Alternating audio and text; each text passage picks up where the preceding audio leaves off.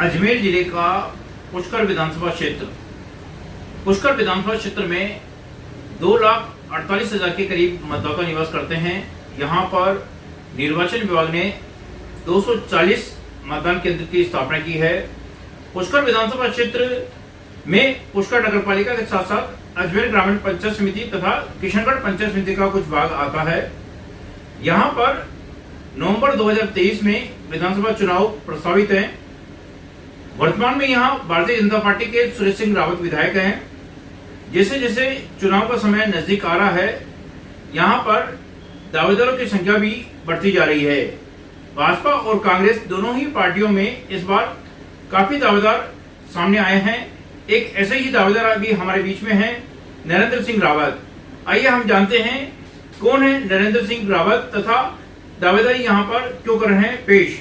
नरेंद्र जी, आपका बहुत बहुत स्वागत है। नरेंद्र जी, आप ये बताएं कि पुष्कर विधानसभा क्षेत्र ने आपने दावेदारी क्यों पेश की और एक आपका जो परिचय है उस परिचय के बारे में हमारे दर्शकों को बताएं।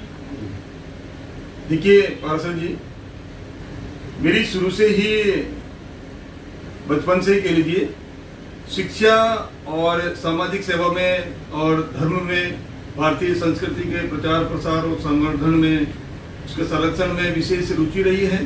युवा काल से ही मैं विभिन्न सामाजिक और धार्मिक संगठनों से जुड़कर विभिन्न सेवाएं कार्य कर रहा हूं और इसी तहत मैंने अभी 1 अगस्त को स्वैच्छिक सेवानिवृत्ति ली है। कई कारण होते हैं जिसमें आप राजकीय सेवा में रहकर जिस विचार को प्रबलता से पेश करना चाहते हैं, प्रकट करना चाहते हैं, कहीं न कहीं कुछ बाध्यता रहती है। और लेकिन क्योंकि मेरा भाव है कि भारतीय जनता पार्टी का जो विचार है, जो राष्ट्रवादी विचार है, वो मेरे बचपन से ही ये विचार रहा है कि भारतीय जनता पार्टी का जो विचार है समाज के अंतिम छोर तक पहुंचना चाहिए। और इसी उद्देश्यों को लेकर मैं 1 अगस्त को मैंने स्वैच्छिक सेवानिवृत्ति ली है। आपका जो परिचय है, ये परिचय दें कि आप कहाँ से हैं तथा कहाँ का आपने सेवाएं प्रदान की है। जी, मैं मूलतः श्रीनगर पास में कानाखेड़ी गांव है, वहां से मेरा जन्म हुआ है। और मेरे पिताश्री श्री केसर सिंह जी रावत जिले के जाने माने शारीरिक शिक्षक रहे हैं। प्राथमिक शिक्षा मेरे राजकीय उच्च माध्यमिक विद्यालय श्रीनगर के, पहले प्राथमिक शिक्षा तो कानाखेड़ी में ही हुई है और उसके पश्चात राजकीय उच्च माध्यमिक विद्यालय श्रीनगर में हुई। तत्पश्चात मैंने पॉलिटेक्निक कॉलेज माकुपरा से इंजीनियरिंग डिप्लोमा किया है। उसके बाद में मैं राजकीय सेवा के अंदर निरंतर रूप से सेवा कार्य कर रहा हूँ। आप रावत समाज से जुड़े हैं। रावत समाज में जो विभिन्न संस्थाएं हैं, इनके माध्यम से आपने समाज सेवा में कोई भूमिका निभाई? जी, रावत समाज में सामाजिक संस्थाएं जितनी भी हैं, जैसे मैंने श्री रावत प्रतिभा एवं विकास एवं शोध संस्थान का मैं सचिव हूं और समय समय पर कई जो है गतिविधियां मूलतः युवाओं के कैरियर गाइडेंस से संबंधित जो है कैंप मैंने इस संस्था के माध्यम से आयोजित किए हैं, जिसके कारण से कई व्यक्तियों को, कई युवाओं को लाभ मिला है। इसके अलावा समय समय पर रावत महोत्सव व पुष्कर, इसमें भी जो शिक्षा से संबंधित जो प्रतिभा जो समिति हमारी बनी हुई है, शैक्षिक समिति, उसका मैं अध्यक्ष समय समय पर कई कार्यकाल में रहा हूँ। नरेंद्र जी, आपको गुरुजी के नाम से काफी लोग जानते हैं, गुरुजी करके ये संबोधित करते हैं। ऐसा क्या कारण है कि लोग आपको गुरुजी कहते हैं? जी, क्योंकि मेरा, जैसे मैंने आपको पहले बताया कि शिक्षा से जुड़ाव युवावस्था में ही रहा। और क्योंकि जब आप विचार प्रबल करते हो किसी भी व्यक्ति की, यदि आप शैक्षणिक स्तर पर या शिक्षा के स्तर पर यदि हेल्प करोगे या उसके जो विचारों को आप उन्नत करोगे, जब दान आपने दिया तो पैसे के दान के बजाय यदि आप भौतिक रूप से किसी को दान देने के बजाय यदि उसको ट्रेनिंग दो, उसको इस लायक बना दें कि वो अपने बल के ऊपर कुछ कर पाए, यानी तो फिर वो सबसे बड़ा दान है। और इसलिए मेरा शुरू से ही फोकस इसी पे रहा, शिक्षा के ऊपर ही फोकस रहा है। और इसी को ध्यान में रखते हुए मेरी धर्मपत्नी के सहायता से, मेरी धर्मपत्नी ने 2 शैक्षणिक संस्थाएं ब्लू केसरी स्कूल के नाम से, एक पर्वतपुरा में संचालित है सीनियर सेकेंडरी स्कूल, एक कानाखेड़ी में जो है मिडिल स्कूल संचालित है। और इसके अलावा जैसा लंबे टाइम तक मैं शिक्षा के क्षेत्र में, तकनीकी शिक्षा के अंदर यानी औद्योगिक प्रशिक्षण संस्थान में रहा, अभी अधिकांश समय मेरा औद्योगिक प्रशिक्षण माकुबरा में ही बीता।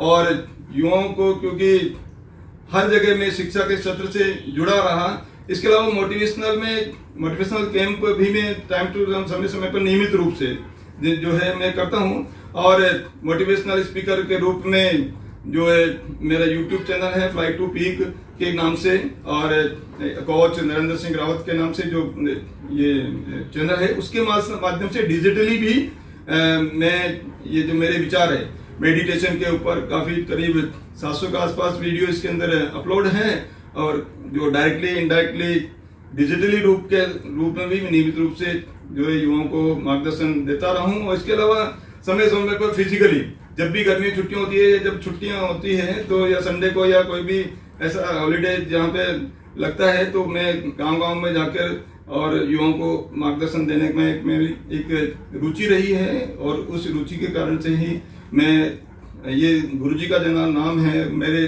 शिष्यों के द्वारा ही जो है दिया गया है। और आम जो है एक तरह से बहुत आम भाषा के अंदर चलन में आ गया गुरुजी का नाम, तो ये बात है। ऐसा क्या कारण रहा कि आपने सेवानिवृत्ति के कुछ समय बाद ही पुष्कर विधानसभा क्षेत्र से दावेदारी पेश कर दी? जी, मैं ऐसे बड़े संगठन से जुड़ा हुआ हूँ, और जिसमें मेरा जो दायित्व रहा है वो धर्म से संबंधित काफी लंबे समय से रहा है, जिसके अंदर धर्म के प्रति जो है ऐसा कुछ महसूस हुआ कि पुष्कर का जो विकास है, जिस स्तर पर एक होना चाहिए, वो कई कारणों से जो है नहीं हो पाया।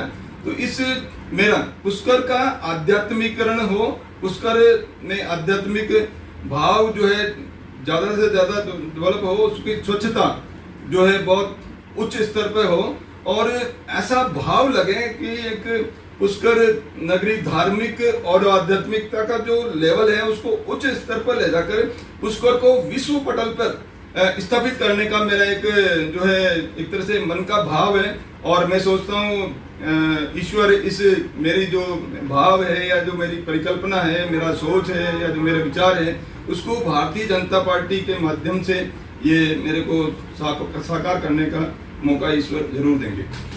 नरेंद्र जी, एक आखिरी सवाल मैं आपसे पूछना चाहूँगा। वर्तमान में जो पुष्कर विधानसभा के जो दावेदार हैं, उन दावेदारों में अन्य समुदाय के साथ साथ जो रावत समाज के जो उम्मीदवार हैं, उनकी काफी लंबी कतार है जी।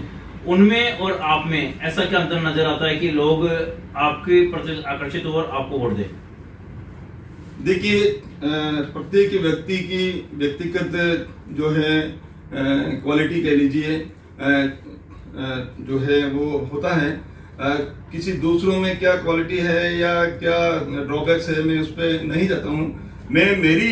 मेरा विचार मैं रखना चाहूँगा कि मैं जो है सभी क्षेत्रों में जो अच्छा काम करके, और इस क्षेत्र में जो पुष्कर का जो है कि जो मेरे मन के अंदर जो भावना है उसके अंदर रहेंगे। लोकतंत्र में टिकट मांगने का जो हक सभी को है, और उसी हक में मेरे अन्य जो जितने भी दावेदार है, जितने साथी है, वो भी अपना हक मांग रहे हैं, और मैं भी उसी दौड़ के अंदर शामिल हूँ।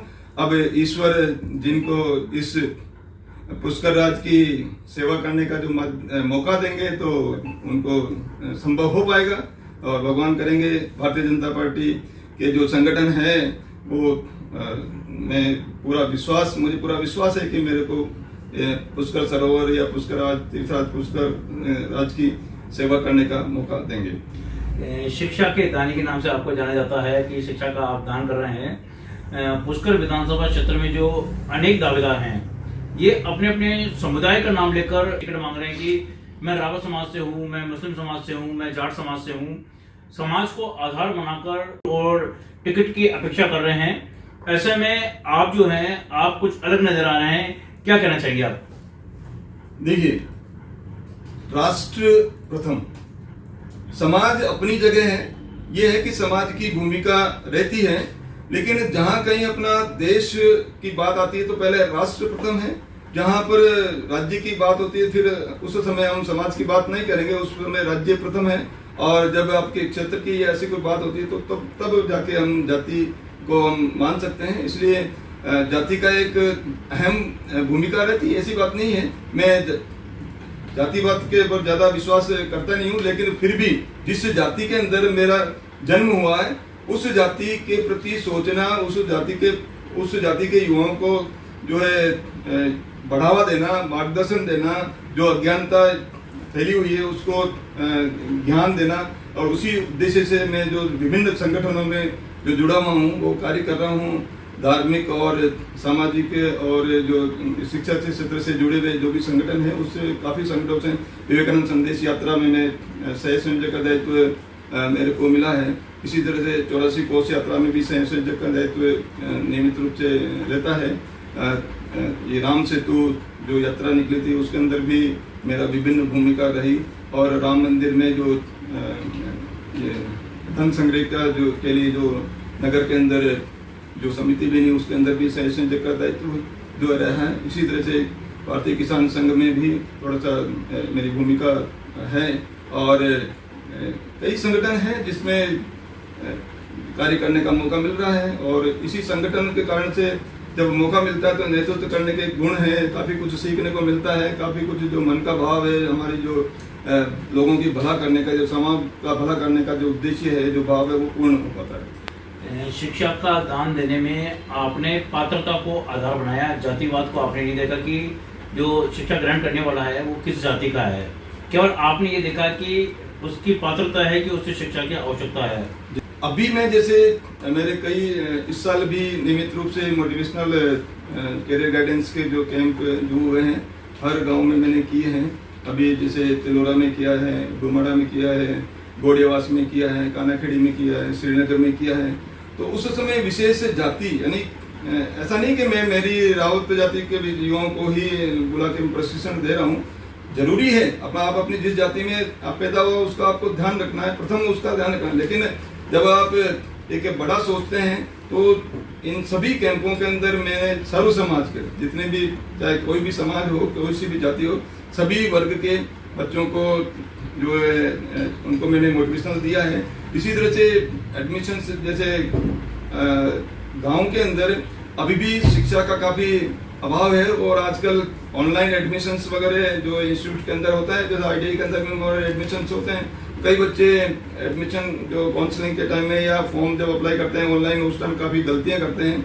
तो ये इस गलती क्योंकि हमको जब फील होता है, अब योग्यता वाले किसी बच्चे के 80% मार्क्स है, लेकिन क्योंकि उसने फॉर्म भरते हुए ऑनलाइन उसने ऑप्शन ढंग से नहीं भरा है, और जब उसका एडमिशन नहीं हो पाता तो हमको बड़ा तकलीफ होता है, बड़ा दुख होता है कि बच्चे को एडमिशन 80% होते हुए भी इसका एडमिशन योग्य होते हुए भी उसका एडमिशन नहीं हो पाया।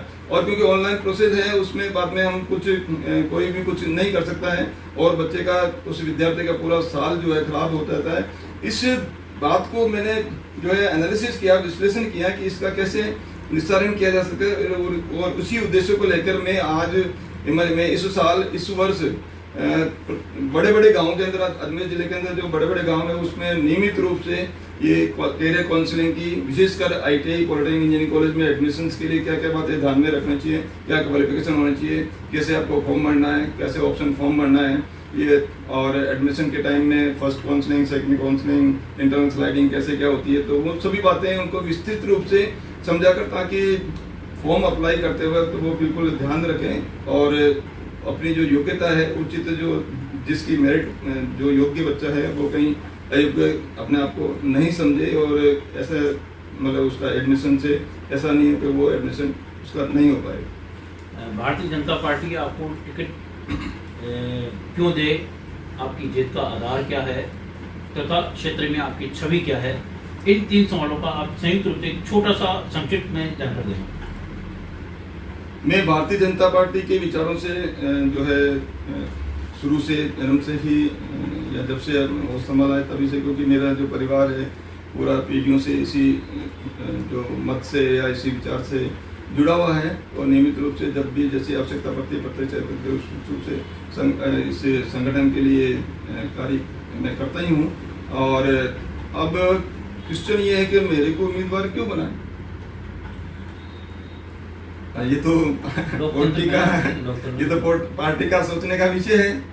पार्टी एनालिसिस करेगी कि मेरी योग्यता क्या है, शैक्षिक योग्यता क्या है, सामाजिक स्तर मेरा क्या है, मेरा सोचने का तरीका क्या है, क्या मैं आगे पार्टी में रहकर कुछ गुणवत्तापूर्वक काम कर पाऊंगा, नेतृत्व कर पाऊंगा, या समाज की सेवा किस स्तर पर कर पाऊंगा, ये सोचने का विषय संगठन का है। लेकिन ये है कि मैं लोकतंत्र तरीके से मैं इसके लिए मैं भी योग्य, मैं अपने आप को योग्य समझता हूँ। अब संगठन कितना इस पे ध्यान देता है, मैं यही चाहता हूँ कि भारतीय जनता पार्टी के संगठन में रहकर मैं भारतीय जनता पार्टी के जो विचार है उसको जन जन तक पहुँचाऊँ, ये मेरी इच्छा है। और भारतीय जनता पार्टी संगठन में जैसे मेरे को पूरा विश्वास है कि इस ओर मेरे पे जो है ध्यान देंगे और निश्चित रूप से सफलता प्राप्त होगी। ये थे नरेंद्र सिंह रावत, जिन्होंने अपने हर सवाल का जवाब बड़े ही विभागी तरीके से दिया है। नरेंद्र सिंह रावत गुरुजी के नाम से फेमस है। इनका ध्येय है कि पुष्कर जो विधानसभा क्षेत्र है वह विश्व पटल पर अपनी एक अलग पहचान बनाए। क्षेत्र में जो युवा वर्ग है उन्हें उच्च शिक्षा प्राप्त हो, उन्हें रोजगार मिले, ये इनका प्रमुख ध्येय है। इसी ध्येय को ये आधार बनाकर इस बार विधानसभा चुनाव 2023 में भारतीय जनता पार्टी से अपनी दावेदारी पेश कर रहे हैं। अब देखना होगा कि भारतीय जनता पार्टी किसे उम्मीदवार बनाती है। मैं आवाज राजसंघी के लिए विजय पाराशर।